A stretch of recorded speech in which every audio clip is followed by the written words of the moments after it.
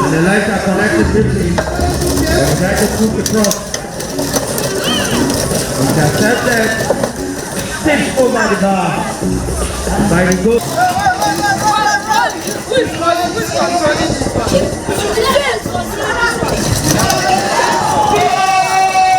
Yes, energetic, full of skills. Oh, this time around. Hey, the goalkeeper is angry, screaming at his players. Oh, what are you?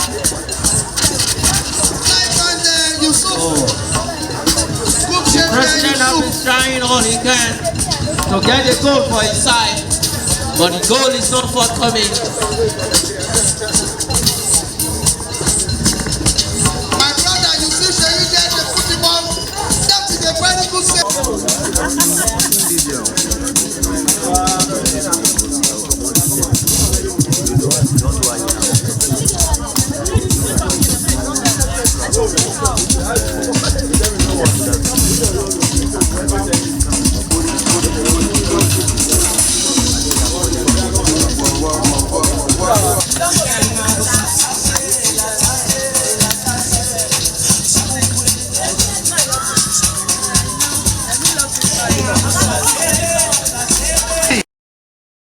Welcome here on the show, 360 Sport on Trust TV. I'm Adeni Shafe. Always good to showcase Nigerian sport. You saw there Ayo, Ludo, different sports team moments, table tennis, and all those young lads out there really smiling home for the fact that they were able to participate in sport. Always bringing us together. No language, no religion, no tribe. That's sport for you. Well, this hour, we'll be taking you around the world of sport as we give you all the activities happening. That's with Nigeria handball team. That's the first story we're looking at.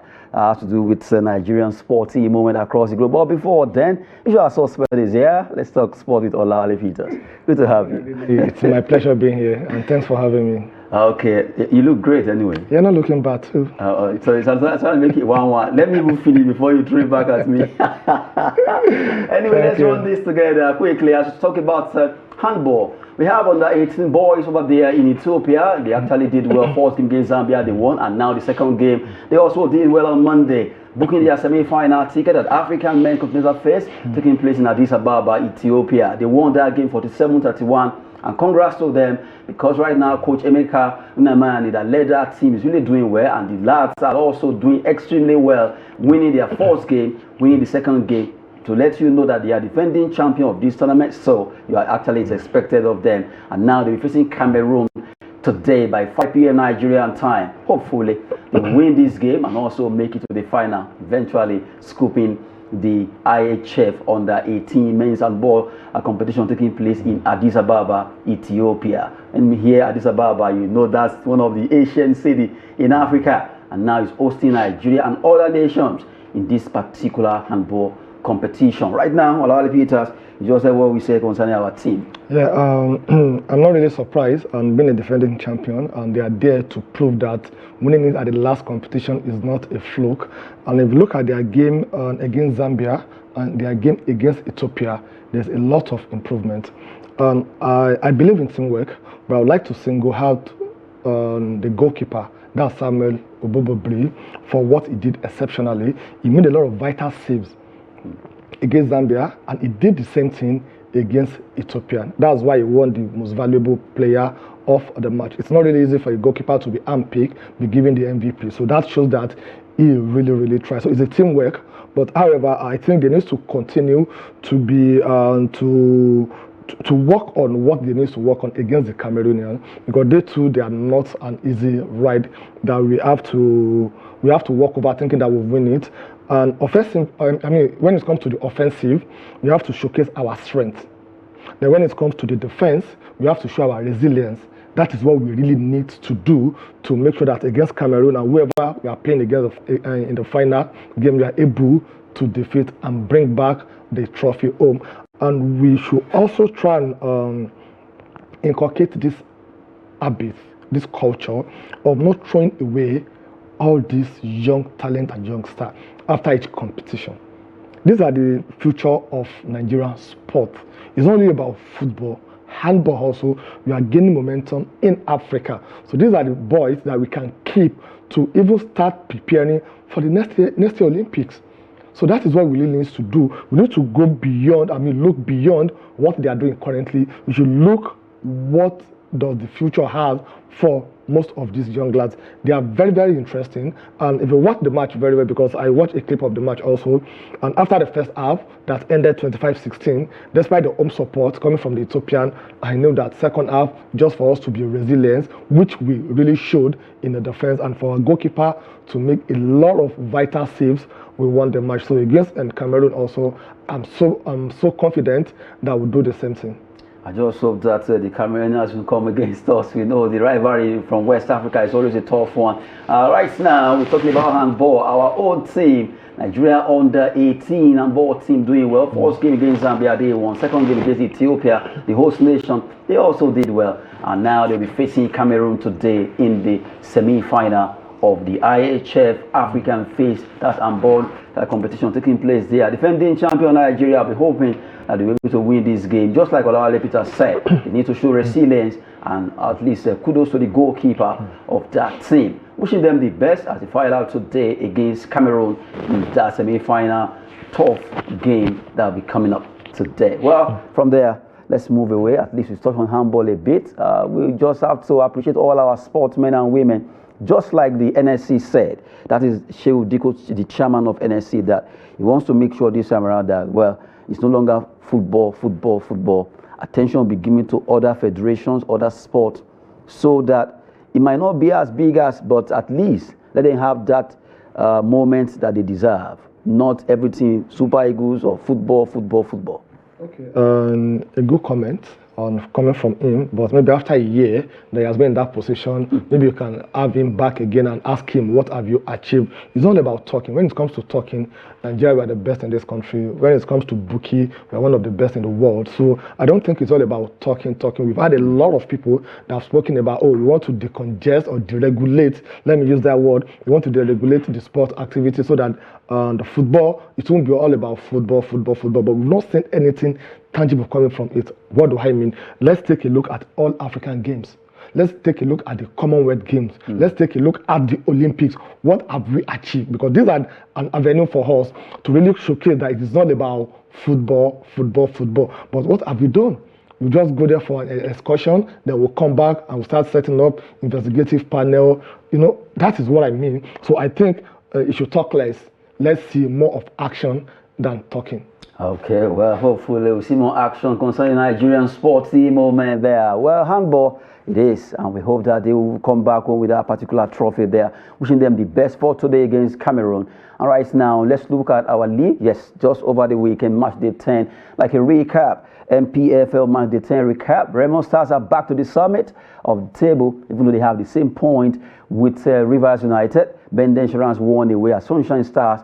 They were able to do at Deep Stadium. And you can't take anything away from other teams that won their game, like Kano Pillars, who actually did well against Plateau United. We're just trying to look like at a recap of what happened during the week. Well, if you have it, the fact that Raymond Stars are back to the top of the table right now. The same point, goal difference, but for the fact that they are the latest winner, so the upstate Rivers United and Enyimba too are standing tall. It seems the three big boys are beginning to showcase their strength. 21-18, El Kanemi Warriors, who are yet to lose this season. They are the only team left to lose in the MPFL. This is the Rivers United lost their last game to Ikorodu City. And you look at Rangers International, defending champion, standing 5th, Plateau United standing 6th in that pecking order, 14, just like that, just like a wrap of the MPFL.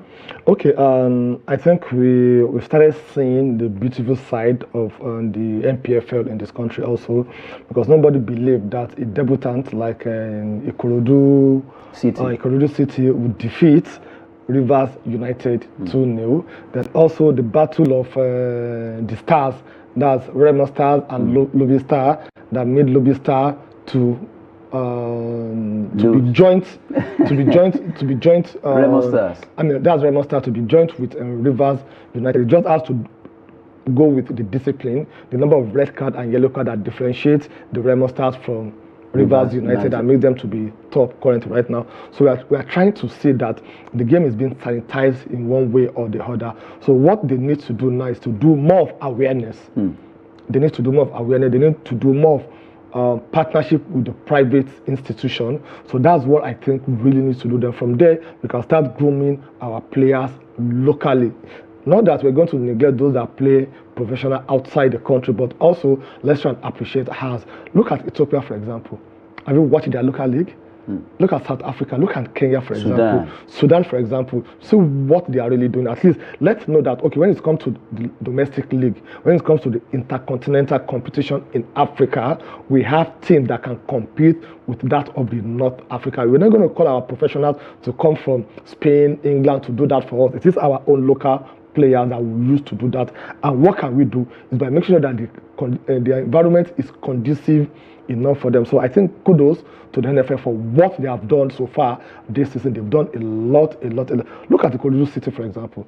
They're like 16 on the log table and they defeated Rivers United. It was like a shock to them that, oh, this happens to us. 1-0, can we equalize? No, the equalizer is not coming. Let's give them another one, making 2-0. So it's not about, and also, if you look at the beginning of the season, the first 2-3 matches that everybody played, we have more of away teams winning their match outside their home front. So that shows that the mindset of, oh, okay, anytime I'm playing at home, I have a guarantee 3 points. It's not there. And if you have referees, assistant or any match officials that misbehave, within 24 hours sanctions will come out. So sanity is coming in one way or the other. Rome, they said, is not built in a day. In the next few years, if you continue this way, we'll continue. I mean, we'll regain our spot as the giant of Africa in sports again. Now, seriously, it's getting better when it comes to football in Nigeria. We just can't take it away from the MPFA organizers. Kudos to Elegbele-led board for being able to run the affairs of football. And right now, we're looking at the MPFL match day 10. I can recap. A lot of teams actually participated. Going back to the result there, you look at Ikorodu City really shocked Rivers United, and it wasn't as expected. No one saw that coming, but that's it. Right now, they've broken that record because Rivers United and El Kanemi were the only teams left to be beaten this season, but now it's left for El Kanemi. They are still holding on their own. You could see 2-0 against Rivers United. Bayelsa won all against Enyimba. And you look at Remo Stars, the Battle of the Stars ended 1-0 in favor of the home team. Kwara United 2-1. Rangers defeated Nasarawa United. They fought out in the second half before they conceded 2 goals. Kano Pillars, Ahmed Musa is really showing why he's a star player against Plateau United 2-1. Sunshine Star, the battle there at Deep Stadium in Abeokuta actually ended in favor of Bende Insurance, who came visiting, and they were able to win in those clips that you saw. Abia Warriors Heartland 2-0 in favor of Heartland. Good one for Amuneke defeated Imama in that particular game, and they won 2-0. Academy won, Katsina United 0. Well, kudos to all the winning team. We'll go for match day 11, but right now it's really getting better in the Nigerian Premier Football League, and all the teams are battle ready. Well, we just hope that we continue to get better every day. We want to see our league really getting to where a lot of people begin to come to the pitch or stadium rather to watch these games, and also buy all the what it takes for all these teams. Katsina United jersey, Nasarawa United jersey, and we are so proud of it, and we continue to push and promote our own sport in Nigeria. From there, let's talk about Nigerians abroad. Why some play well at home, having the chance to be selected for Chan Eagles. We also have some Nigerians who play their trade abroad. Most of them really did well over the weekend across Europe, especially the likes of Lookman or Aina, who scored, Siridesa, and also Josh Maja of West Bromwich Albion. They were all on target. Nigerian players abroad, and let's quickly look at that together with Olawale Peters. Well, for Ademola Lookman, it was a brace, and the man really is not stopping at all. 6 goals this season that he has scored. You look at Olaino's goal, a fantastic goal. Siridesa with Rangers alongside Leon Balogun. Josh Maja also alongside for West Brom, that's the team. Even though Shemi Ajayi is injured, he's not actually listed, but a lot of them did so well this last weekend. Okay, the first question we should be asking ourselves, not only this weekend, and we have Nigerian players outside, they are always doing very, very well. Why? Because the environment is conducive enough for them. That's the truth. And let me say the pay also is encouraging for them to do that. So not that it is particular to only this week. We had a week where we had a Nigerian, Ademola Lookman, that broke the record of scoring hat-trick in UEFA Champions League final. Europa Champions League final. It has never happened before. It broke that record. So that's why I'm saying that it's not particular about a particular week. It is something that's been very consistent. We have the likes of Taribo West, Kanu, Wanko, Finidi, John, they've done it, Oxen, Jejo, Kocha. We've had them, they've done it. So we should ask ourselves the question, where are they always doing very well when they're outside the country, but when it comes to the country, it's not at par. So I think the answer is as good as yours. I don't want us to go into that conversation. Okay, and for them doing very well, like let me take Ademola Lookman to start with. And before you fire, there's always a smoke. That's why they said there's no fire without a smoke. What we are seeing in Ademola Lookman is the smoke. The fire in him is yet to come. Now, if you look at since he joined Atlanta in 2023 season, that's 2 years ago, in 31 matches that he played in Serie A, he scored 11 goals and he made 7 assists.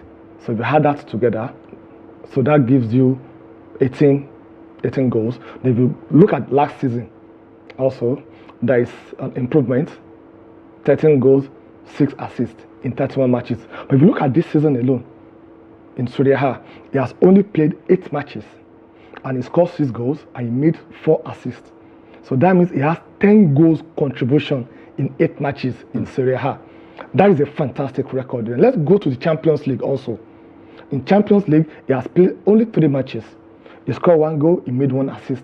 So that means 2 goal contributions in 2 matches.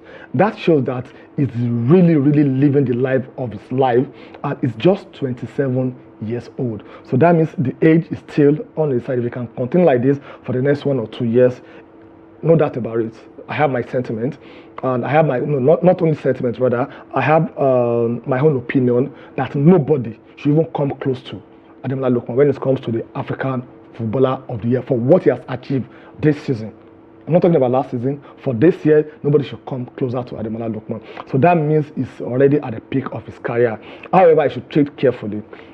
He should make sure that he continues with this pace against next season. He has 2 more years to spend at Atlanta because his contract will be running out in 2026. So between now and next year, he has to tread carefully to think about the club he needs to go to think about the team he wants to play with. Where he's currently right now, he play more from the right wing, but he play mostly that people don't understand as a second striker. And that is what we don't use him for when it comes to Nigeria to play for us. We don't use him as a second striker. We use him as a full winger. But at Atlanta, he played more as a second striker and as a right winger. So that's why they are able to get his potential. So that's what I think we're going to do. Then let's go to Ademola Aina. Olaina. And if you look at his goal, Bazooka, fantastic. In fact, I watched the video clip when they're in the dressing room and he removed his shoe and he said, my leg is still paining me. For that bazooka. For that bazooka. So that shows that even after the match, 15, 20 minutes after the match, the leg is still paining him. And that's fantastic shot. That fantastic shot, I mean, with his left foot. So that shows that he also is doing very, very well defensively. He's not a full-back, he's a right back. It's someone that can join a formation to play as a midfielder and also track back to defend. So both in possession and off possession, Olaina, it's there. So why are we now having problem with Super Eagles? That is a topic for another day. But currently right now, he's doing very well. And if you look at his team also, Nottingham Forest, a lot of people are surprised that they are currently third on the Premier League table. But an investment. They came into Premier League from relegation about 2 seasons ago. And when they came in, they bought about almost 20 players. That's why their first season, they managed to finish the Premier League season, finishing 17th. Last season, they finished 16th. And look at where they are right now. So that shows that the investment that the club have done on the club, on the players and the team, is now manifesting. So I think it's a very, very good one to have a Nigerian player to be part of that project, together with others too that they have done very, very well. But unfortunately, we only watch more of Premier League and Serie A, or let me say La Liga. But we should try as much as possible at our own leisure time also to see how fantastic Nigerian players are doing in other countries. We are doing very, very, very well. Now, not forgetting the likes of Cole Adams, not forgetting Moses Simon over there in France for what they are doing in French League One with their clubs. Well, a big one there will continue to bring you update concerning the activities of Nigerian sportsmen and women in different sports that they find themselves on our shows. Right now, let's talk about the Olympics. What a big one for Nigeria contingent. We went to the Olympics. Well, we couldn't come back with, it was a disastrous outing for Nigeria, for Team Nigeria there. But right now, before the scrapping of the Ministry of Sport Development, the president sets up, rather, the minister sets up an investigative committee to unravel what really happened at that competition. And now we look at the investigative committee coming up with this story that Athletics Federation of Nigeria, AFN, culpable in Ofili. Remember Favour Ofili that could not run in the 100 meters final, or rather missing totally. Her name was even out of the list, let alone qualifying in Paris 2024 100-meter race investigative committee, according to them. Let's look at the statement quickly. Post-Paris 2024 Olympics Committee on Favour Ofili that we just have to read quickly. According to the committee, evidence revealed that the Secretary General of the AFN, Mrs. Rita Mosindi, was negligent in her duty of communicating to the Ministry of Sport Development and the Nigerian Olympic Committee information about Favour Ofili's event status in a reliable and timely manner. Ms. Moshidi should be penalized by the appropriate authority. Another one says conclusive evidence also revealed that the technical director of AFN, Mr. Samuel Onikeku, demonstrated poor judgment by not reporting or acting on information about the non-registration of his own athlete, Favour Ofili, for the women's 100 meters event when he first got a hint of the rumor. Ofili's situation might have been rescued if the technical director had reported or acted immediately on the information that he received. Mr. Onikeku should be sanctioned by the board of AFN, of which he is a member. The Athletics Federation of Nigeria, AFN, by vicarious implication, should pay the athlete Favour Ofili a symbolic compensation of 8 million naira, about $5,000 for the disappointment and depression that she suffered on account of her omission from the women's 100 meters event at the Paris 2024 Olympic Games, while Mr. Samuel Fadele and Mr. Emmanuel Unweri of the Nigeria Olympic Committee, NOC, should be warned not to rely on social media applications as a means of important official communication in the future. Physical documents or emails remains the acceptable standard for official communication. That's it, coming from the investigative committee set up by the then Minister of Sport Development, John Owa Eno. They will still have the moral right no conscience at all to still be going to the office. There are some things that if you do, your conscience will pick you. To resign. Normally, you just resign. That this is, you've not only caused yourself the embarrassment, you've caused a whole country, over 200 million Nigerians, that embarrassment. So ordinarily, you don't need to wait for any investigation before you do the right thing. However, I will not be surprised if this report, if this recommendation is also swept under the carpet. The glamour, the fame, and everybody in your class, they know that you are the one that normally represents your house, maybe blue house, red house, or green house. And they're now calling out names of people that will represent the house, and due to negligence, and they said your name is omitted, is not there. How are you going to feel at that point? I'm talking about the level of the secondary school, not to talk of a state or a country. We're talking about throughout the world. Olympic actually is the biggest sporting athletics event in the world, where you have over 218 countries participating.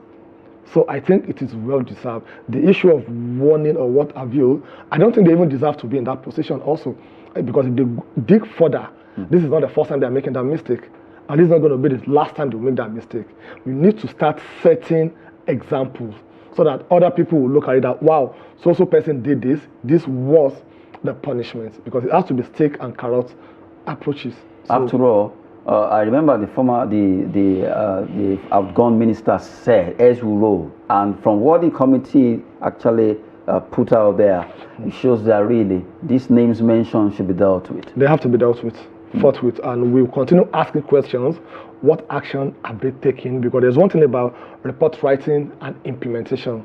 We, as journalists, will continue to ask questions about the implementation of this report. We won't allow this one to go scot-free. A big one there. If you remember how Ofili cried like a baby when her name was actually omitted for that 100-meter race. Who knows? Maybe she could even be the one to break the ice for us, because it was a disastrous moment for Team Nigeria at the Olympics. Her name was missing, and it was a tough moment. She cried, and she was being consoled by some Nigerians. At that moment, Nigerians were asking questions, and up to this moment, no one knew. I can imagine how the name mentioned there felt when the whole thing was happening, and they couldn't do anything, and everybody just kept quiet as if everything was just normal. What if this panel was not set up? This is how that young lady could have just gone demoralized for the entire life of that lady. And not so good. You just have to, anytime people are in power, whatever power you assume, also remember you are going to give account one day. So it's not about the sports, it's about life. You have just played with Ofili's life, because that was a moment in her life that she was waiting for. Alas, her name was missing. Well, more of that will be coming as we talk about the show. Well, right now, let's talk about the state. See, on the investigative committee, according to them, they also made a recommendation, but this time they said we need to improve our sport governance system, coming from the same committee, the governance of Nigerian sport, according to them. And let's look at their recommendations for the governance. Let's look at it quickly as we talk about it. Central to the committee's findings is the need for a written code of governance between the Nigeria Olympic Committee and the Ministry of Sport Development, which is now National Sports Commission. This move is intended to enhance transparency and trust, preventing future controversies like the one that impacted Nigerians' participation in the Games. The committee has also advised all sport federations to develop specific codes of conduct for athletes and emphasize the importance of anti-doping measures. Furthermore, they recommended that the Ministry of Sport Development, NSC now, implement a private sector-led funding approach to address the chronic issue of inadequate funding for Nigerian sport. This strategic shift aims to bolster grassroots sport development and improve the overall infrastructure necessary for athletes training and preparation. That's a recommendation from the investigative committee set up, led by, that is actually led by Abdulmumini Alao, ace journalist, who actually chairman that committee. Well, when the committee was set up, we knew that Dr. Mumini Alao, excuse me, he would do a thorough job, and based on his experience, he would do a very good job, and we are seeing the outcome one after the other. But my problem is the implementation. Now, he said something, one of the ills killing the sport development in Nigeria is funding. After corruption is number one to me. The number two is funding. So if you can try as much as possible to take those two ills, I think we will get there. One, to fight the corruption. Then number two, the issue of funding. The state government, the federal government cannot continue to be the one to do it all the time. We've said this times without number. When we are growing up, we had the likes of Milo and competition. A lot of companies sponsoring competitions. A lot of companies sponsoring competitions. We don't have them right now again. When we are growing up, our secondary school can be as big as almost half of some areas in Abuja Municipal. But now you have just 2 or 3 bedrooms for secondary school. We have schools that if you want to do javelin, shot put, lawn tennis, any sport, sporting activity, cricket, you have it. We have what they call PHA, physical and health education. It's more like for 2 periods. Everybody go out there to participate. Inter-sport competition, it is more like tug of war, because each school, you have a school in mind that, oh, the last race you won this time around, so you prepare yourself. We have the Nipoga, we have the Noga games. This is the opportunity for us to develop the sports and the grassroots. That is why the best sporting era of this country still between the 80s and the 90s, because you catch them young, so they can have the longevity of serving the nation. They have the strength, they have the agility, their athleticism to be able to really do the work. So that is what I think we really need now. That funding is very, very, very, very important. Look at some of these state-owned clubs at the Premier MPFL. Funding has always been a problem. Is it not that some of the state governments are struggling to pay the minimum wage, and your club will qualify to play intercontinental, which for a trip alone you can spend up to 70 or 80 million to go and play maybe in North African or Central African. It could even be preliminary. You have not qualified.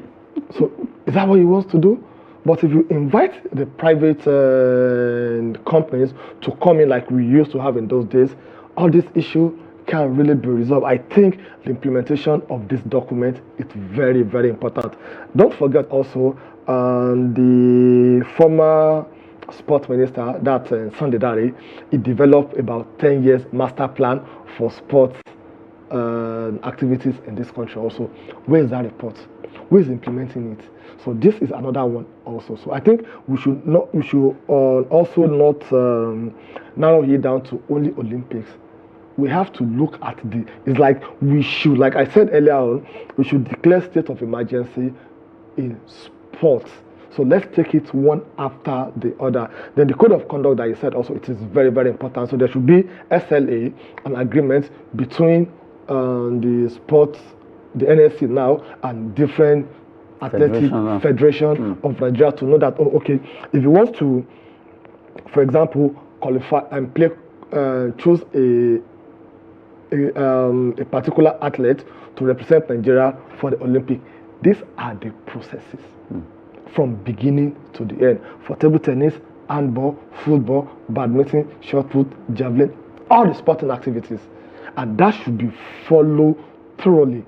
They should also have an implementation or monitoring committee, that their own job is to be sure that all this code or SLA that was signed, everybody is implementing it. So that is what I think we need to go to do. That is the way to go. That is the way to improve sport, and that is the way to also improve the IGR, because the government also, they're going to benefit massively if they really take sport as business in this country.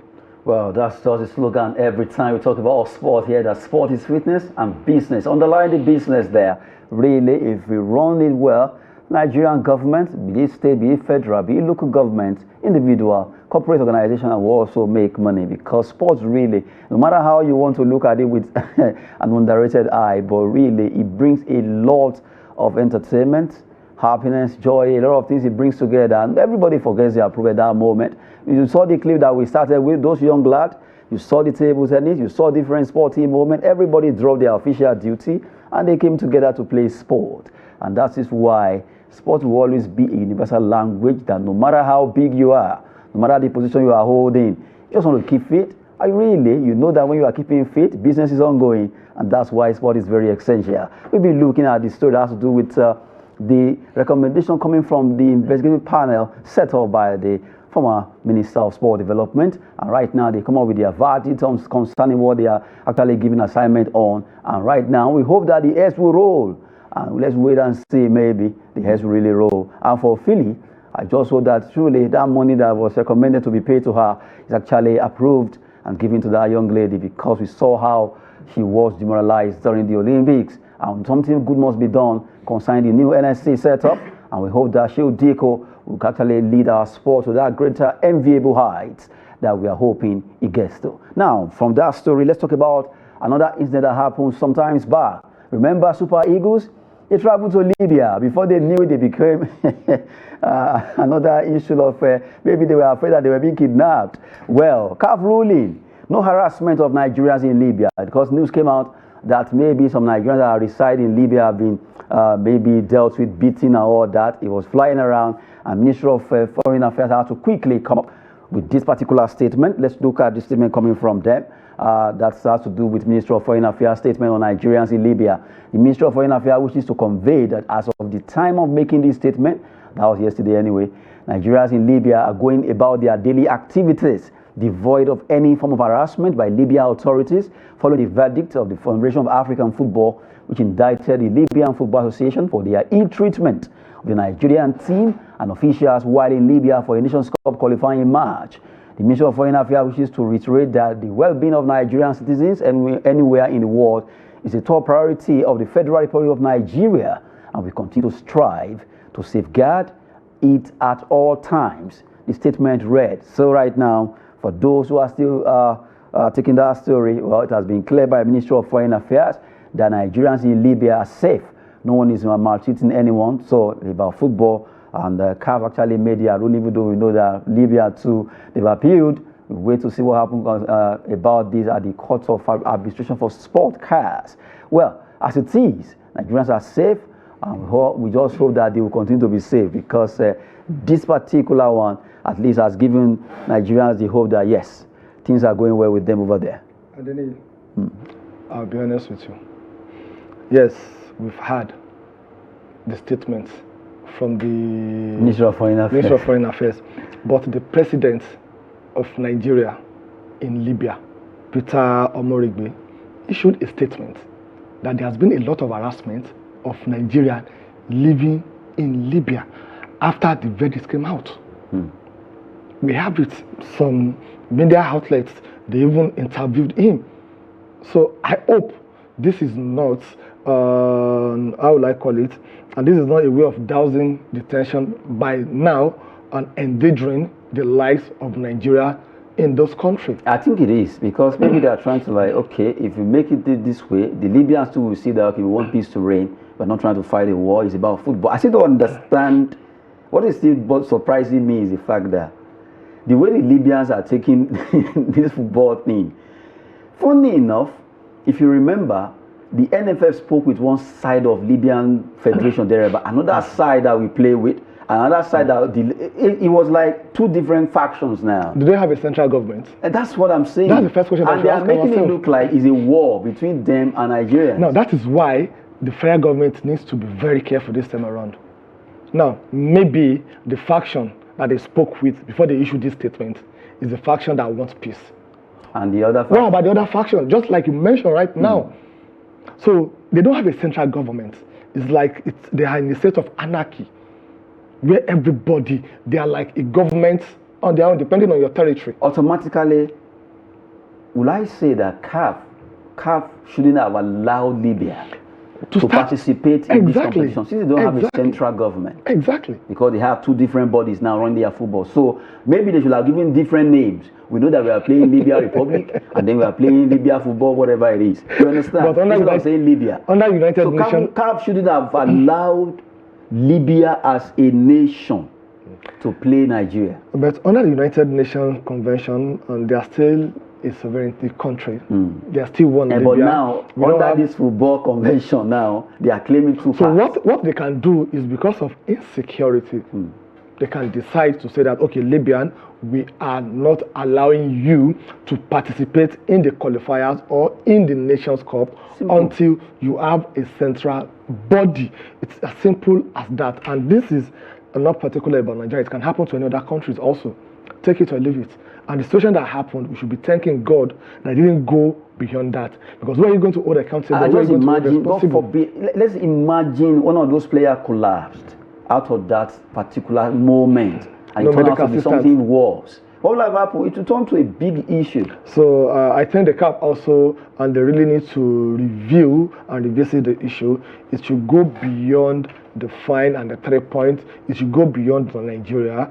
It should be something that should be applicable, that all other African countries, they don't also experience what Nigerian experience from the hands of the Libyan authorities. I'm sure this could have opened the eyes of CAF to see that, okay, I think we are making mistakes about allowing nations to play this Libya, because either they like it or not, this thing might actually repeat itself if they are not careful. Definitely. But another nation now, because the way North Africans take football, they see it as war. It's war. They are not taking it like, okay, this is just a game. They are seeing it as, in fact, this is like a diplomatic issue where you have to divert a plane to another abandoned airport, not even the one that is being plied every day, and then you held a national team that you know that these are not players that play, these are players that play with clubs abroad, that their clubs were trying to send private jets come and pick them because they were afraid that things could happen to those players.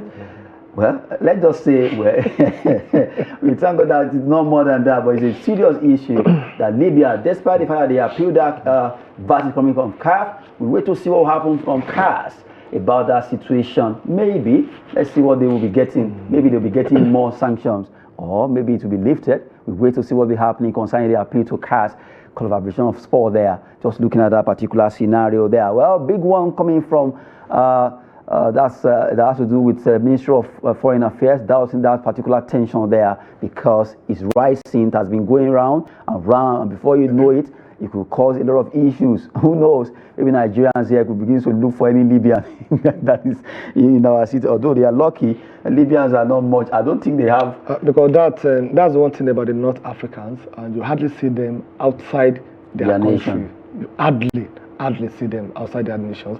And if they want to be outside their nations, they'll go to their neighbors, like the same Arab countries. If I ask you now, how many Libyans have you seen in Abuja since you've been in Abuja? Probably you've not seen any.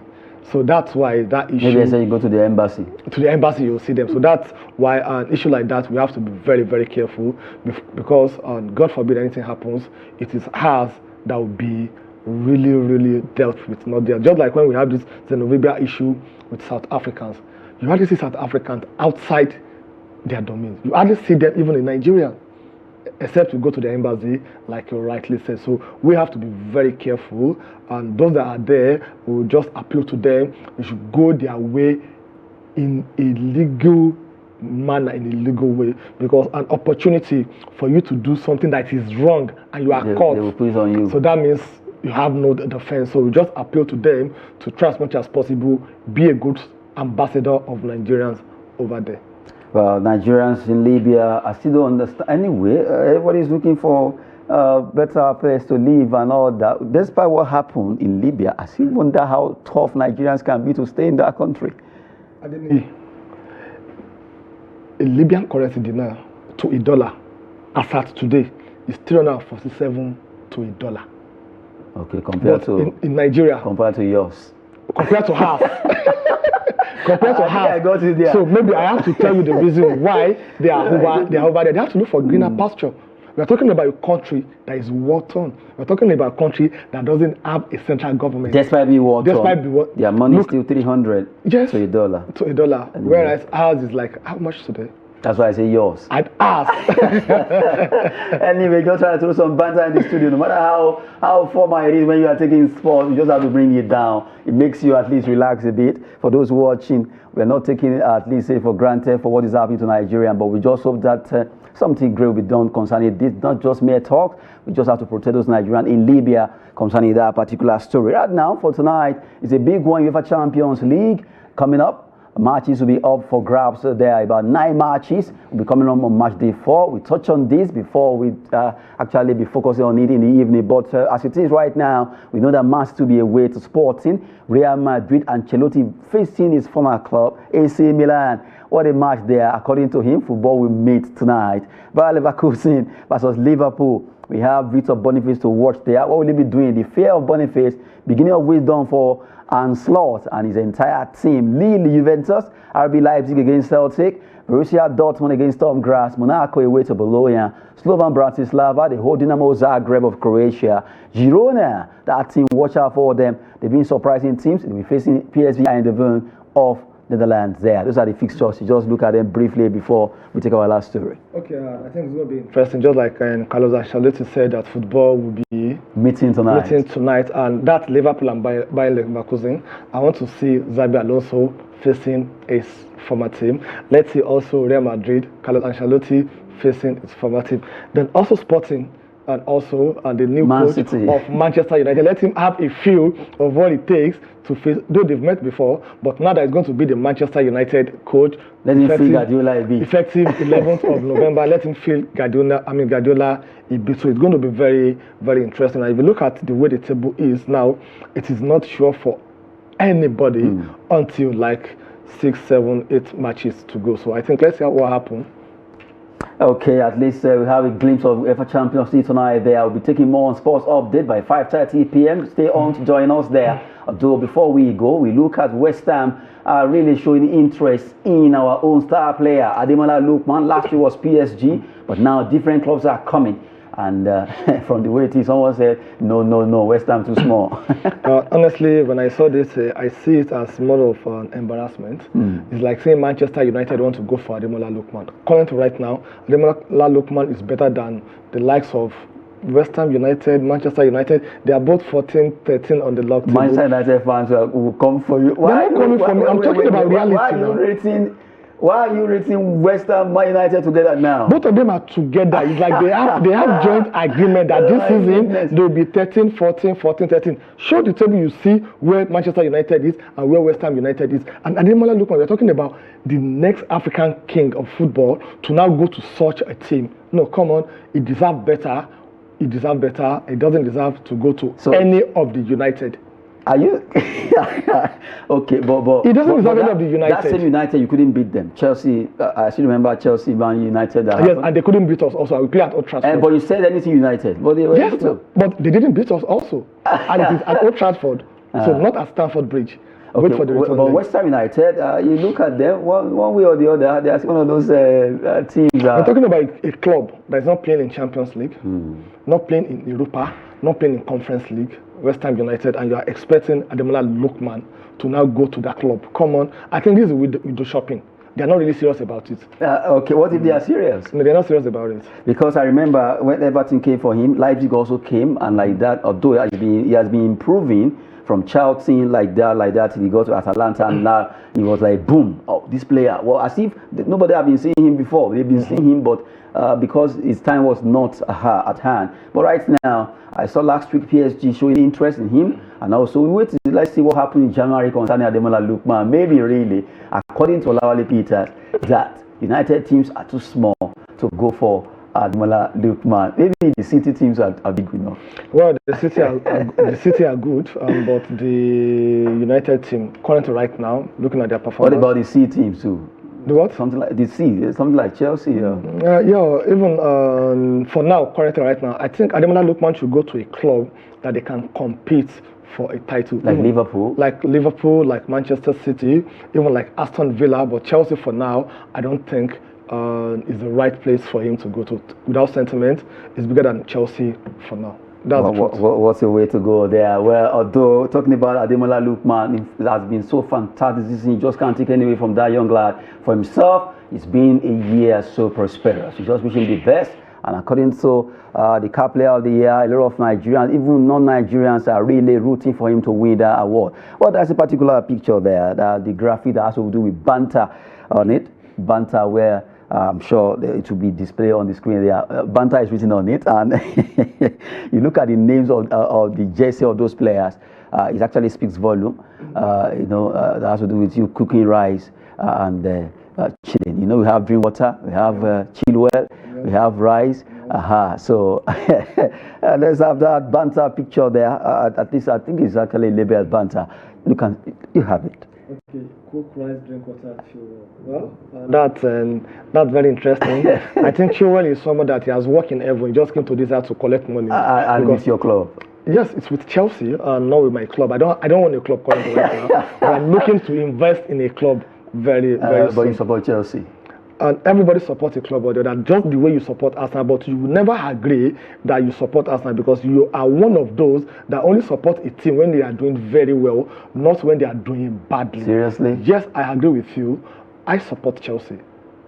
Come rain, come shine. Okay, quickly, let's go back to that particular graphic, the banter again. So for you to see, you cook the rice. The rice there, where is it from? The rice is from Abakaliki. Anyway, we just have to go now. That's it on the show. 360 Sports on Trust TV. Always interested in coming together with Olaya Peters and also giving you those activities in the world of sport for you. Well, join us by 5:30 on Sport Update. We bring you UEFA Champions League update there for matches tonight. And from me to you out here, Olaya Peters, I want to appreciate you for coming. Like I said, your clothes. It looks like this is it post Mourinho or pre Mourinho? No, it's post and pre Mourinho. Both joined together. That's one name. We just have to wrap it up. I'm Adeni Ajisha. Sport is always business and fitness. Thanks for watching.